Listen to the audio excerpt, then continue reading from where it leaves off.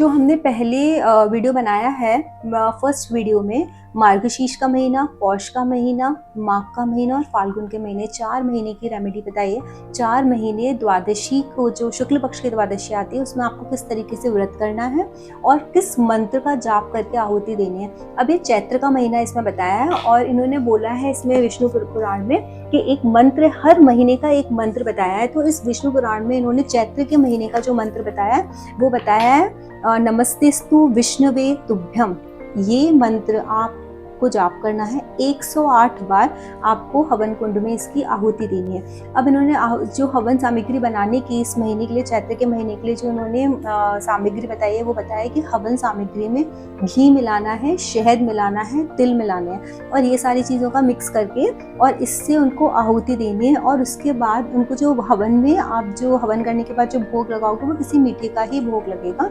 और जिस तरीके से पहले हमने जो व्रत के जो नियम फॉलो किए थे, ब्रह्मचर्य का हमको फॉलो करना है, ब्रह्मचर्य का नियम। दूसरा, हमको उस दिन उपवास का ही खाना खाना है, हमको बिना उपवास के अन्न ग्रहण नहीं करना है, सिर्फ उपवास का खाना खाना है। हमको अपना उपवास कब खत्म करना है, व्रत कब तोड़ना है, जब हम ब्राह्मण को नेक्स्ट डे दान कर देते हैं। तो अब इसमें इन्होंने दान के लिए बताया है कि 4 किलो चावल आपको नेक्स्ट डे, और दक्षिणा आप हर बार जब भी आप दान करोगे तो आप दक्षिणा दोगे। शिव मंदिर में जाकर के आप ये दक्षिणा दे सकते हो उनके, उस ब्राह्मण को जो भी वहाँ पर शिव मंदिर की पूजा करता है। आप 4 किलो चावल का दान करो और कुछ दक्षिणा दो और उसके बाद आप अपना व्रत खोल सकते हो। अब चैत्र मंत्र के बाद इन्होंने बताया वैशाख मास आया है और इसमें इन्होंने जो मंत्र दिया है वो नमस्ते मधु हंत्रे, नमस्ते मधु हंत्रे, ये मंत्र दिया है। और इस मंत्र से बोला है कि 108 आहुति हवन में दो और इसमें आहुति देने के लिए सिर्फ घी का प्रयोग करना है, घी की आहुति देनी है इसमें। और जो हम दान करेंगे इसमें दान, इन्होंने इस मंत्र में ये नहीं बताया कि आप क्या दान करो, आप अपनी श्रद्धा के अनुसार आपको जो भी लगता है, लेकिन दक्षिणा उसमें ज़रूर होनी चाहिए। कोई भी खाद्य पदार्थ होता है, खाने का कोई भी सामान होता है, वो आप मंदिर में जाकर के नेक्स्ट डे ब्राह्मण को दान कर सकते हो, दक्षिणा दे सकते हो और उसके बाद आप इस उपवास को तोड़ सकते हो। ज्येष्ठ मास आता है और ज्येष्ठ मास में नारद पुराण में जो मंत्र बताया गया है वो बताया गया है नमस्ते विक्रमाय। और उन्होंने बोला है कि इस मंत्र का 108 बार आप जाप करके खीर से आहुति दें। इसमें खीर बनानी है और जो 108 बार जो आहुति देनी है वो खीर से आहुति देनी है। और जब नेक्स्ट डे आप दान करोगे, व्रत की विधि सेम रहेगी जो अभी तक मैंने बताई है, सेम ही रहने वाली है वो लास्ट तक पूरे साल। लेकिन जो दान है वो जो आप नेक्स्ट डे करोगे किसी भी ब्राह्मण को शिव मंदिर में जाकर, या विष्णु जी का टेम्पल पास में है तो वहाँ पर जाकर के आप जब दान करोगे तो दान में मीठे पुए, अगर कोई पुए नहीं बना सकता है तो उसका जो भी सामान है, गुड़ है, घी है और आटा, ये तीनों चीज़ें आप किसी भी ब्राह्मण को दान कर सकते हो और साथ में दक्षिणा। तो ये आपका ज्येष्ठ मास का हो गया।